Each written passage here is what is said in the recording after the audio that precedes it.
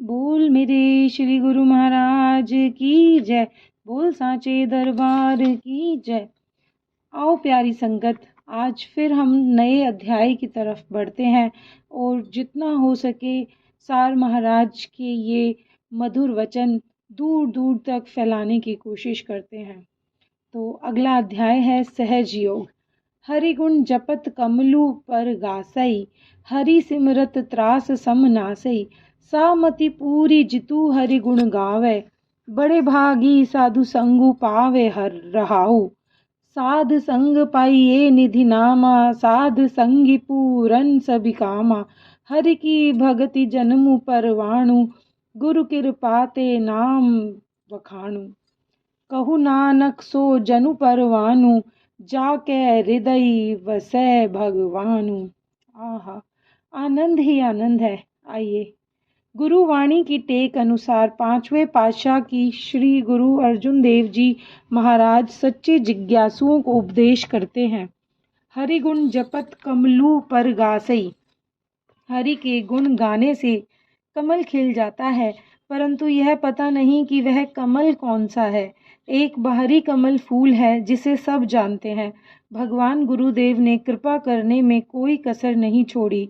हम पामर जीवों पर वे सदा कृपा करते आए हैं और उनकी यह दया दृष्टि सदा सर्वदा रहेगी।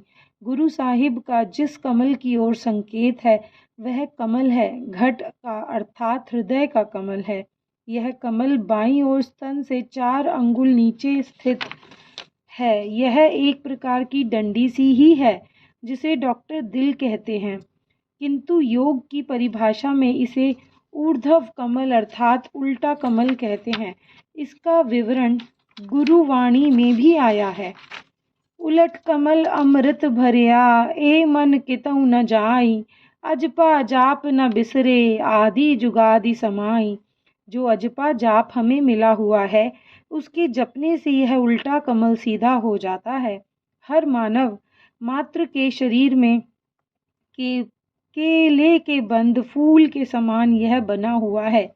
जो कुछ भी रस पदार्थ इत्यादि हम खाते हैं वह रस इस कमल के अंदर दाखिल हो जाता है, फिर वह रस फैलता है, तब नाभि स्थान जहाँ पर कुंडलिनी शक्ति है जिसे नागिनी कहते हैं वहाँ पहुँचाता है।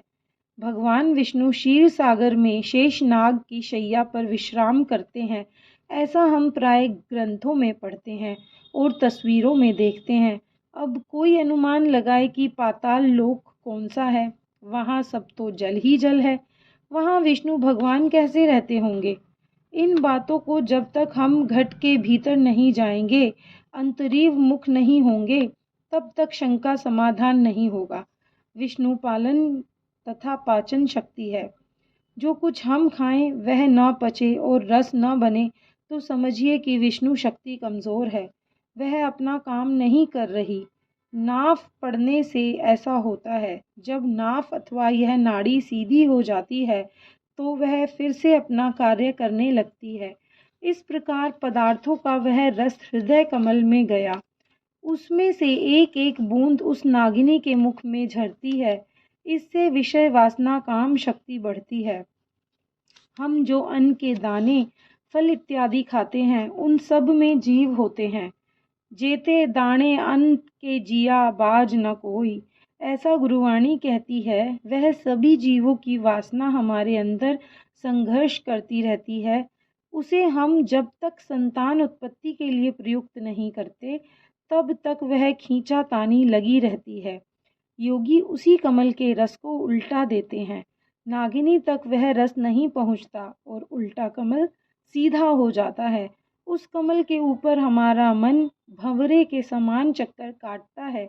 उस कमल की 4 बड़ी और 4 छोटी पंखुड़ियाँ हैं, एक ऊपर है दूसरी नीचे। इस प्रकार यह 10 दिशा कहलाते हैं और 10 दिशा में हमारा मन भ्रमण करता है।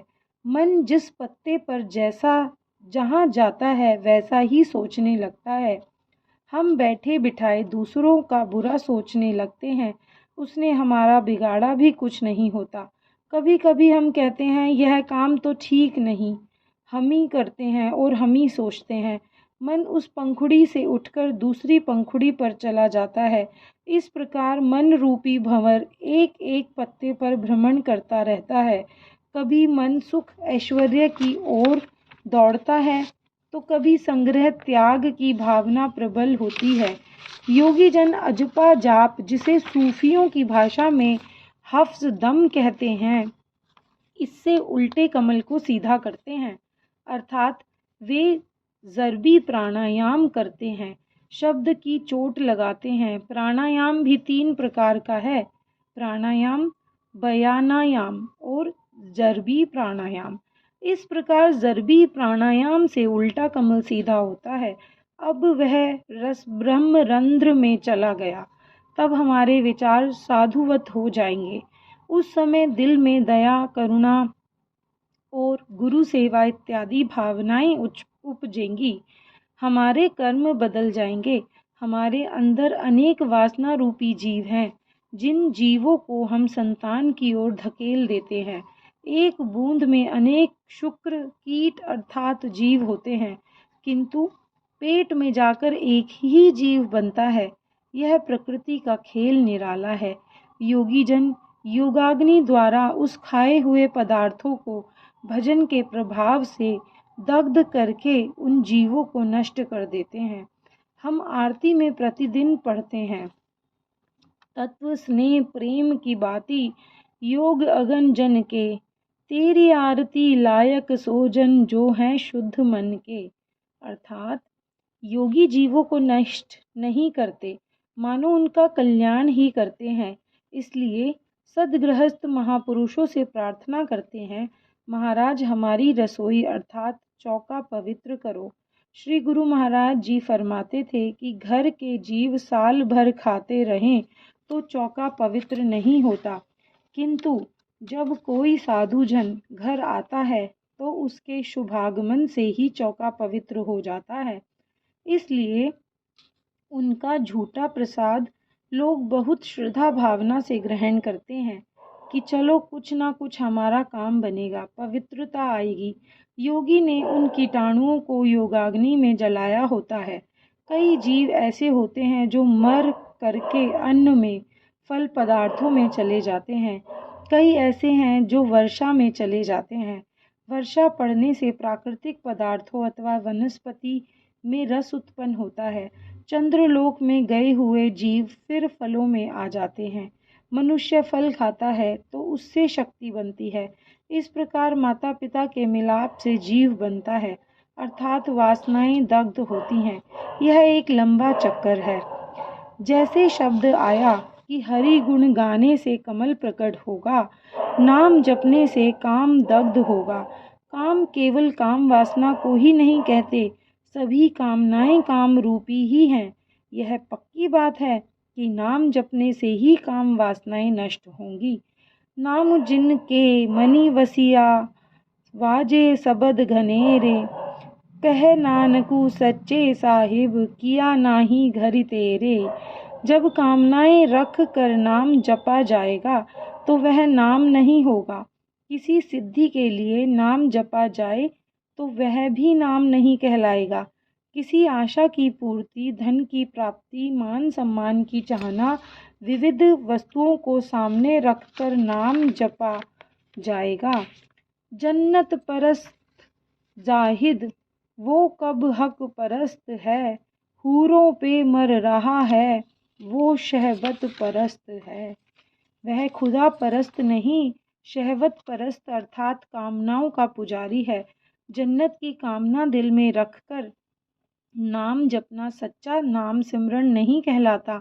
एक कर्म क्षेत्र है, दूसरा भोग क्षेत्र। हम दोनों में हैं। देवता केवल भोग क्षेत्र में है, पशु भी भोग क्षेत्र में है। केवल एक हम ही हैं जो कर्म और भोग दोनों क्षेत्रों में है। जो हक की बंदगी करता है, मालिक गुरु की परस्तिश करता है, किंतु दिल में यह भाव है कि मुझे जन्नत मिलेगी, हूरें मिलेंगी, बैकुंठ लोक प्राप्त होगा, यह तो मानो स्वार्थ सिद्धि हुई।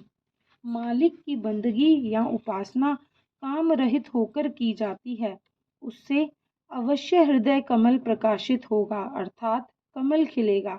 जब राजा परीक्षित को पता चला कि आज के 7वें दिन तक्षक नाग के हाथों मेरी मृत्यु है, तो उसने अनेक परोपकारी कार्य आरंभ कर दिए, लंगर लगा दिए और अनेक प्रकार के दान दिए। तब नारद जी वहां पहुंचे और बोले, ए राजा परीक्षित, आप तो स्वर्ग प्राप्ति हेतु अनेक शुभ कार्य कर रहे हो, किंतु नाग के डसने से आपकी अकाल मृत्यु होगी। इन कर्मों से तो सद्गति नहीं मिलेगी। तब राजा परीक्षित ने विनती करके कहा, हे मुनीश्वर, फिर मैं क्या करूं, आप ही बताइए। नारद बोले, पूर्ण तत्वेता सद्गुरु की शरण ग्रहण करने से ही आपको सद्गति प्राप्त होगी। परीक्षित ने प्रार्थना की, मेरे पास तो इतना समय ही नहीं है कि मैं जाकर पूर्ण गुरु देव की खोज करूं। यह कार्य तो आप ही का है। तब नारद जी शुकदेव जी के पास गए और उन्हें परीक्षित के पास भेजा। फिर उनके तत्व ज्ञान के उपदेश से परीक्षित को सद्गति मिली।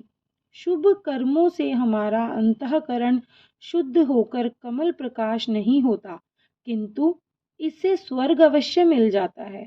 भागवत में शुकदेव जी कहते हैं कि स्वर्ग में गए हुए जीव स्वर्ग का सुख भोग कर नीचे गिरते हैं। स्वर्ग के बाद नरक है। बिना योगाभ्यास, गुरु कृपा और गुरु ध्यान के केवल स्वर्ग ही मिलता है। चाहे हम रानी की गोद में कुत्ते बन जाएं, स्वर्ग में अच्छे पदार्थ मिल जाएं, अनेक तरह के भोग भोगें, मनुष्य हमारी सेवा करें, लेकिन हम रहेंगे कुत्ते ही। किंतु इस शब्द वाले गुरु की सेवा, गुरु का ध्यान करने वालों और कुछ नहीं तो मनुष्य तन तो अवश्य मिलेगा। श्री गुरु महाराज जी फरमाते थे, इस शब्द वाले को मनुष्य तन तो अवश्य मिलेगा, जितना मर्जी हो भाग लो, आपको छोड़ूंगा नहीं, हर जन्म में मिलूंगा, जब तक कल्याण नहीं कर लूंगा छोड़ूंगा नहीं। आप नहीं जानते यह मेरी जिम्मेदारी है, क्योंकि आपके ऊपर शब्द की मोहर लग चुकी है। पट्टे वाले कुत्ते को तो डिप्टी भी नहीं मार सकता, दूसरे कुत्ते को चाहे मार लो कोई बात नहीं। जिसे गुरु का शब्द मिला है वह उसकी कमाई करता है, फिर वह सोचे कि मैं नरक जाऊंगा, यह नहीं हो सकता। हम रोज पढ़ते हैं, रिद्धि सिद्धि सेवा करे, मुक्ति न छोड़े पास। अगली पंक्ति में गुरु साहिब फरमाते हैं कि हरि सिमरन से सब त्रास भय मिट जाता है। वही मति पूरी है, बाकी मति किसी काम की नहीं। दुनिया के व्यवहार में खूब अक्ल बुद्धि से काम लो, किंतु भक्ति मार्ग में बुद्धि से बहुत परे जाना पड़ता है। श्री गुरु महाराज जी फरमाते थे कि एक वकील किया जाता है, उससे कहा जाता है कि मैं कातिल हूँ, वकील उसे बचा लेता है। सभी कहेंगे कि बहुत सयाना और योग्य वकील है। दुनिया की दृष्टि में वही योग्य वकील है जो झूठे को सच्चा करे और सच्चे को झूठा। दुनिया की मति कुछ और कहती है, किंतु भक्ति मति कुछ और है।